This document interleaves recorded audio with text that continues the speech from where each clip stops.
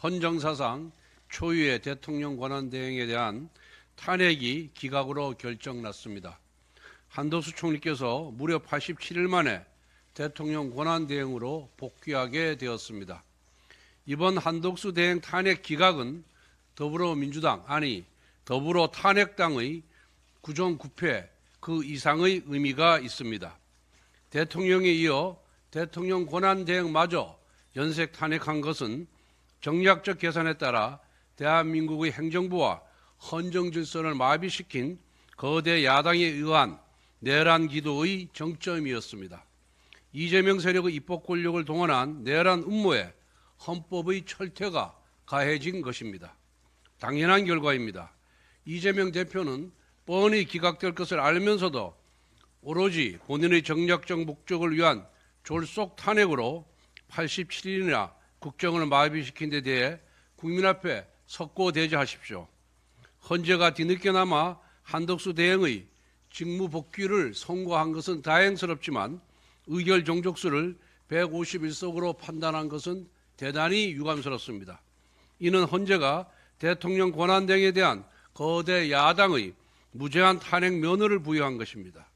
헌재가 한덕수 대행에 대한 탄핵 소추 재추진 가능성을 열어준 것이고 앞으로 대통령이 직무정지될 경우에 다수당이 권한대행, 대행의 대행, 대행의 대행의 대행까지 탄핵을 남발할 수 있다는 최악의 선례를 남겨준 것입니다.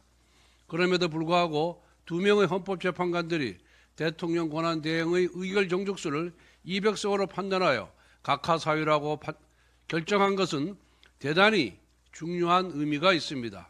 국회 다수당이 자의적인 법 해석으로 탄핵 소추권을 남발해서는 안 된다는 것을 헌재가 분명히 경고한 것입니다.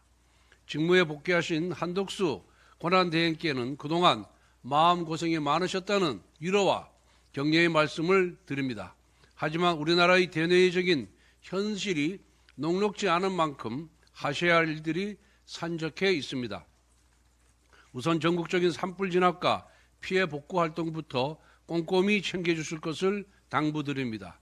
특히 국민 안전과 국가 안보를 위해 장기간 공석 상태로 방치되어 있는 행안부 장관과 국방부 장관부터 신속히 임명해 줄 것을 요청드립니다.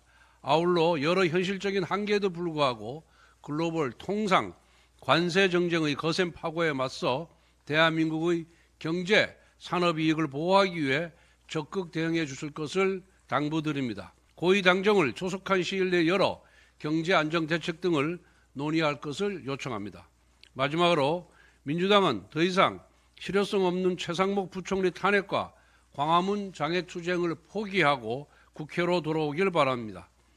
국가 재난대응과 경제위기 대응을 위해 한덕수 대행이 참석하는 여야정 국정협의회를 복원해야 합니다. 사석에서 만난 야당 의원들이 민주당 지도부의 최상목 대행 탄핵 추진은 무리수라고 고백하고 있습니다. 제발 정쟁 대신 민생으로 돌아와 주십시오.